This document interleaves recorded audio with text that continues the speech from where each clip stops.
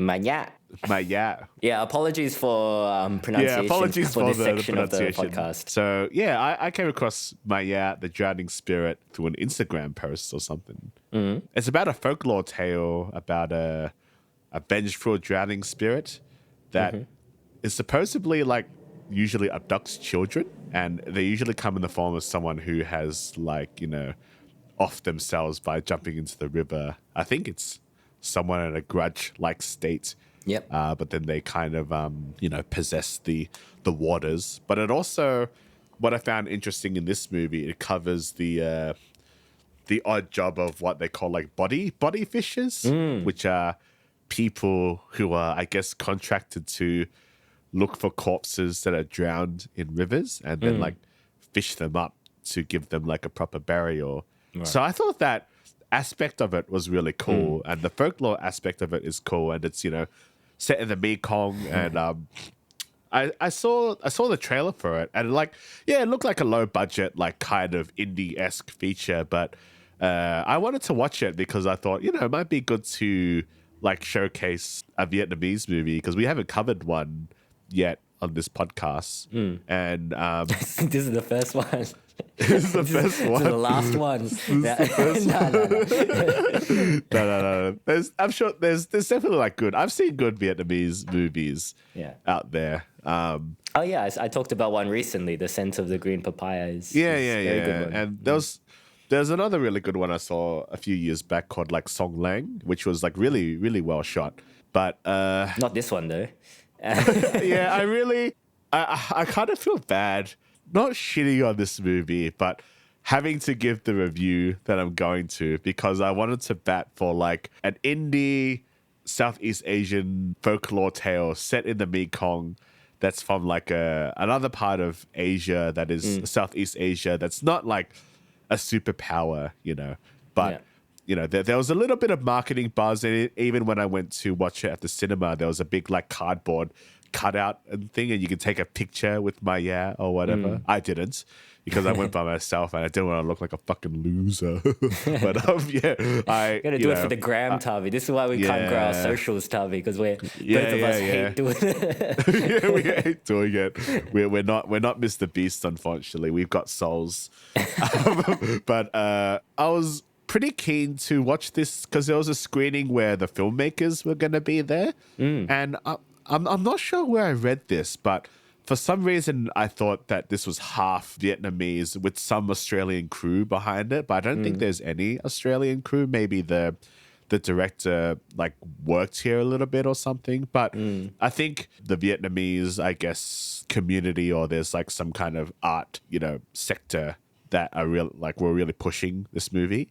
And I think they did a good job of that marketing, because like for this kind of movie, there was like a fairly sizable reception, but this movie is just, it's not good, unfortunately. And I feel so bad because I don't want to shit on an indie film. I think low budget films, I'm willing to forgive a lot in a low budget film. But maybe not this much. At the same time, it's kind of like, you got to be honest, right? It's not. And I think the problem for me is that a lot of the flaws in this film are nothing to do with budget. I think it's more to do with storytelling elements. I think so. I'll get into, but maybe we should do a little bit of the plot first. So essentially, this film revolves around, like you said, a lady whose job it is to fish bodies out of the Mekong, named Le.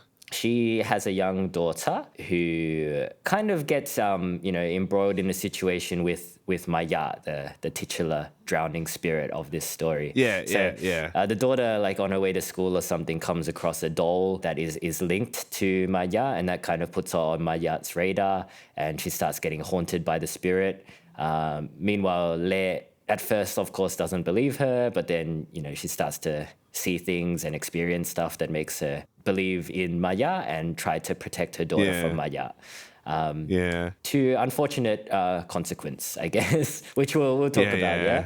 So pretty simple story. It's pretty by simple. The numbers, vengeful spirit ghost story. There's a lot of these Southeast Asian stories that involve like a river. I know that there's a Taiwan Menark or something, and there's been quite a few movie iterations of that character, she's like awaiting like her husband to come back from the war or something, but he doesn't come back, and I think she somehow offers herself and becomes Menarche. But anyway, yeah, like this movie has way too many jump scares, and none of them got me. Maybe a couple, because it's just like it's kind of scary when someone's just in your face, but most of the time the tension and the building of dread was not done very well, because there is an emotional core, but it's not built very well, so it's not scary. Another example of a movie that I really like, Dark Water. It's not necessarily the scariest movie, but the emotional core of it is quite strong.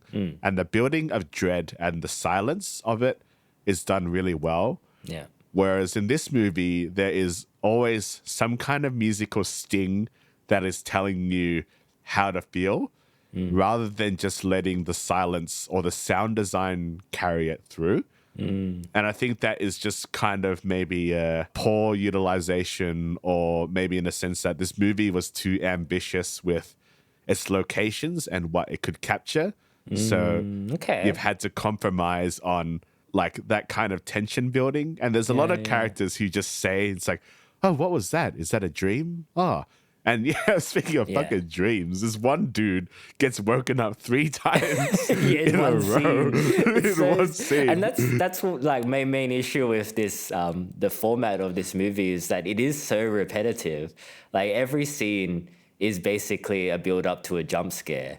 And one of the scenes is 3 build-ups to 3 separate jump scares on the same bloke. And none of them pay off in his death either. It's just he's dreaming the whole time. It becomes like very samey and also a bit of a chore to watch, honestly. And you're absolutely right. Like this movie is pretty short, like 1.5 hours long, but it felt really long. It felt long, But at the same time, there wasn't enough time spent on any kind of character development or any kind of relationship building between the mother and the daughter character. So when you get to the end of it, it feels really hollow. Like I know what they were going for with the big twist, but like I was kind of like, yeah, all right. I was more confused than devastated by the twist. Yeah, like was there any build up to that twist? No, which I guess we'll get into. It wasn't telegraphed, and that's a problem as well. But like my point is, I guess that in Dark Water, like you said, we care about the characters, so there's more at stake when they're getting jump scared, right? That helps in the tension building. But when it's a bunch of randoms, like it's not, it's hard to make you feel emotionally invested in scenes like this. Like the dude that gets triple jump scared is just like the mortician, right? Or something. There's a shaman guy as well. There's a guy that wears a fishing hat. I'm not sure if that's the same guy as the mortician, honestly. And I mean that's part of the problem. I think I don't hate the ghost design. I think it's it's pretty traditional, pretty spooky looking. Yeah, and I think even like the framing of some of the scares is okay. Like I like the scenes where the ghost is kind of like off focus in the background. You kind of see her from the neck down. Like when the girl kind of is first pointing it out to that fat kid. Sorry, I shouldn't say fat kid, but but he is a fat kid. Yeah. He's a chubby kid. He's funny. I like him. Yeah, he's really brave. Yeah, but like he can't see the ghost, but the little girl is kind of pointing her out. I found that like legitimately spooky. Yeah, but yeah, like a lot of the other times, it is just like, what was that noise? Turn around, nothing there. Turn around, big ghost face in your face with a horror sting, and there's only so many times that can work. Can really get you. Yeah, I was like pretty relaxed while watching this movie, to be honest, but maybe not in the good sense. But you're right. Like this movie, it's spooky, but it also like lacks atmosphere, and I think that is due to probably like the color grading of this movie. Okay. I didn't mind the way that a lot of this movie looked. I appreciated the location. The locations look good. Like the production design, the village, like it feels very Southeast Asian folklore. But I think it's just like the lighting and the color grading gives it like a lack of atmosphere. It kind of looks like a Southeast Asian TV rom-com at points. Okay. And I think that's just the budget. And you can really tell during the daylight scenes where they're like talking about like this spirit and how like everyone's scared of it. There's and like stuff four that. random people in like a shopping district just having a chat about this ghost. Yeah. It didn't really help to build that dread. And even though the ghost design is scary, I think the use of the ghost's voice kind of seems very like campfire tale. So it's kind of like cheesy, but it doesn't make it scary. So I was like, oh yeah, it's just someone go, ooh, I'm a ghost or something. Yeah, it just seemed very like, yeah. So it just kind of quelled that fear for me. Sure. Because I mean, you and I are pretty much horror veterans at this point. So I mean, I still get scared, and like to be honest, definitely, I was tense during a lot of this film, but not in a fun way.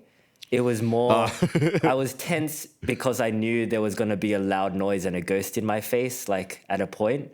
And like, it's just kind of uncomfortable watching a film like that because it's not, like when it happens, it's not fun. And you're just kind of like on edge the whole time. Yeah. I don't know. I didn't feel much of the tension in this movie.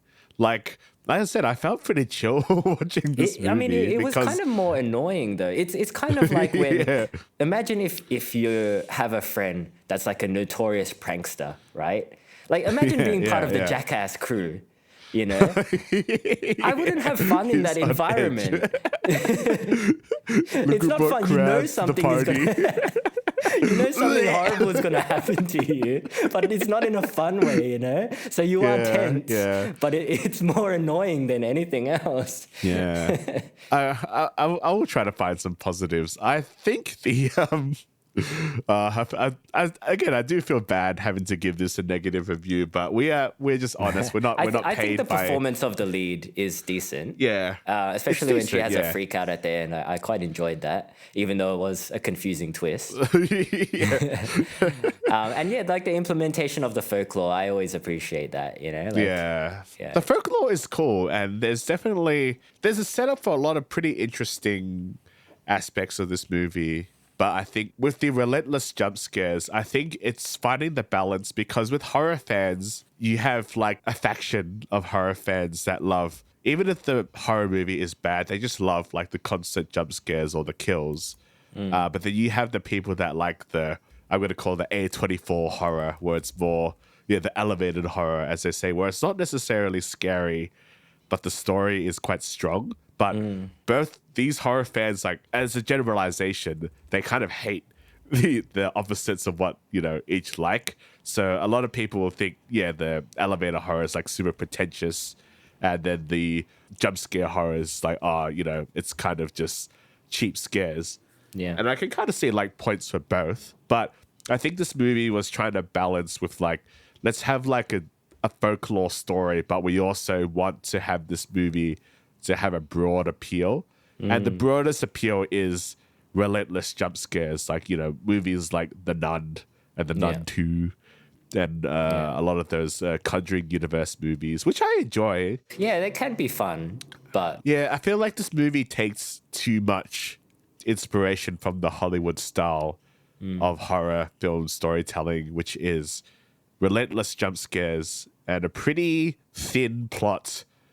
There's not really unlikable characters in this one. Yeah, it's not really that many characters in general. Like, yeah, because there's no development. And the body count of this movie is like, I mean, this just might be me as a guy, but because all the victims in this movie are like old men, I didn't really feel very scared when the ghost killed them because I don't know, there's just something about it when it is like a female that is getting stalked or someone, they're about to get killed. That kind of brings up the tension. That's why all the stuff with Nung, with the daughter, is, I guess, arguably scarier. But when it's just like some like the old fisherman guy, like, oh, what the fuck's going on? Well, my net torn. Oh my god. Oh yeah. It just doesn't really hit for me. Yeah. And I think the fates of what happens to a lot of the people that die, it's not strong enough.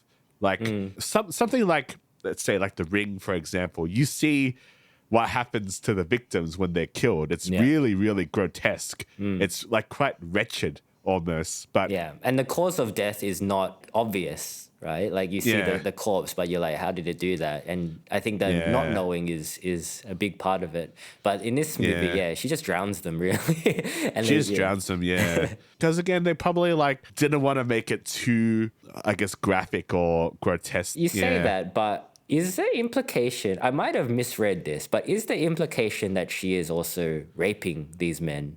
Is it? I don't know. I didn't get this. Because at the end of the movie, they're like, she takes men away, and then people will go to the mangroves and they'll find a fetus or an infant, Yeah. right? Yeah, maybe you're right, actually. Yeah. I mean, that's pretty grotesque, but like the delivery is not, it's felt not like- very strong. It's confusing. You know what? The stuff in the credits where they're talking to the villagers, that stuff is scarier than the actual movie. It is. Because it's quite interesting the way, because it is actually quite subtle, and it's just interesting with the way that they tell the story. I guess that's the traditional campfire storytelling way of things. Like you just hear these folklore things, and I was like, oh, this is like cool. Like barely anyone watches credits for movies, but I enjoyed the credits more than the movie when she's talking to these people who are talking about them. But yeah, It's interesting. I It's don't like know- the kind of yeah. stuff that you would hear from like our relatives as well. That they're from Laos and stuff. They've all had supernatural experiences, and they were very happy to share them.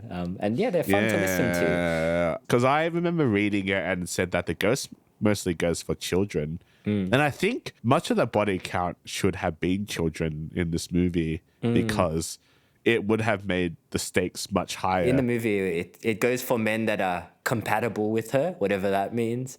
Yeah. Like my showing was kind of weirdly translated as well at times. Yeah, no, same. Did you see like errors in the subtitles? Yeah, I saw yeah. quite a few. I'm like, this is pretty bad I think because that's it's where like the budget, they changed the word. the Yeah, lack of budget comes into play as well.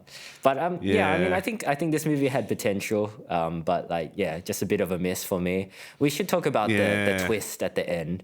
yeah. Let's talk about the twist. Yeah, So basically, like, there's a big climax of the film where, it is a very like big Conjuring-esque climax. It's the mum gets a big possessed. CGI battle. Yeah, that's And it. then like It's- kind of forces the ghost out of herself and then has a fight with the ghost. Like, she just ends up stabbing the ghost.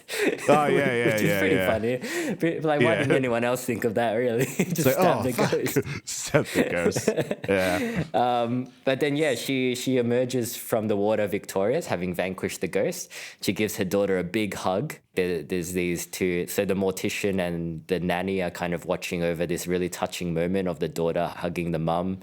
Yeah. And then it pans around and the daughter's not there. The mum is just hugging thin air. So the daughter at a point died. But for me, it's a bit unclear when the point that she died is. Yeah, me as well. I think it's when she was first initially grabbed, because there's a bit where the daughter finds a doll in the lake and she goes missing for that first time. I think that's when she dies. But I was confused because it seemed like they were trying to suggest that there was no Maya for a point until like that last bit with the chubby kid and then coming across Maya. So it's confusing because it's like, it's partly they were going the psychological route, but then it's like, oh, no. But there is actually a ghost, by the way, guys. Like, don't get us wrong. There's a spirit. That's kind of like Tale of Two Sisters as well, right? Yeah, it's kind of like Shutter Island as well, yeah. Yeah, like there's a supernatural element, but there's also a psychological break element. So it can work. It just wasn't very clear to me. It was not earned, I don't think, that ending. Because then after that, there's kind of like, they show little flashbacks of the scenes from the movie, but the daughter is removed from the picture. So it just looks like the mum is crazy, right? But I feel like that is just like the movie not doing a good job of teasing it throughout, so they just like had to just chuck it in these flashbacks. It is like a pretty common like trope, but you have to give a little bit to the audience to maybe like piece it together. Like you have to give enough for those few really eagle-eyed audience members that are like, hey, that's a bit weird, like maybe she might be dead. But maybe there was a scene in that movie, but for what I saw, there's no allusion to that the daughter could be dead. It feels like the movie is trying to be more clever than it actually is to have like a big Odesu moment, I suppose. Because she starts like freaking out, and it kind of goes on for a bit too long as well. Because then she goes to like eating rice that has maggots in it or something, which is like, I was like, all right, you gotta like the rhythm of it was off. I think, I don't know when that ending works. Like in Tale of Two Sisters, it works so fucking well. In this movie, I think the scope of this movie was too grand. Like, it's not to say there was no. Like, there was hard work put into this. Oh, yeah. Props for filming on water. Filming on water is always challenging. Like I said, I think a lot of it does look good. Some of the shots are pretty well thought out as well, but not enough to save this film, unfortunately. Yeah. I can't really recommend this movie, to be honest. I do like these kind of stories a lot, but it's just not good. It's kind of a beer and buddies movie, maybe. I would have enjoyed it if I had a beer or two. Maybe you're right. Yeah. No, there's definitely an audience for this kind of movie. There's probably a lot of people that do enjoy this movie, and to see, I think there would be a lot of Viet pride watching this movie as well, because there just isn't that many. But it's and they're telling a story that like probably a lot of Vietnamese people have grown up with and know about, right? Well, probably some of our Vietnamese friends maybe can even like maybe Tung can enlighten us more on this if he knows. Watch this bad movie, will you? And then tell us what you think. That's pretty much what you told me, Tavi. It's like, hey, go watch this movie. I want to know what you think about it. And I came out of it and I was like, I didn't like that, Tavi. And you're like, yeah, same. Yeah, there we go. Yeah.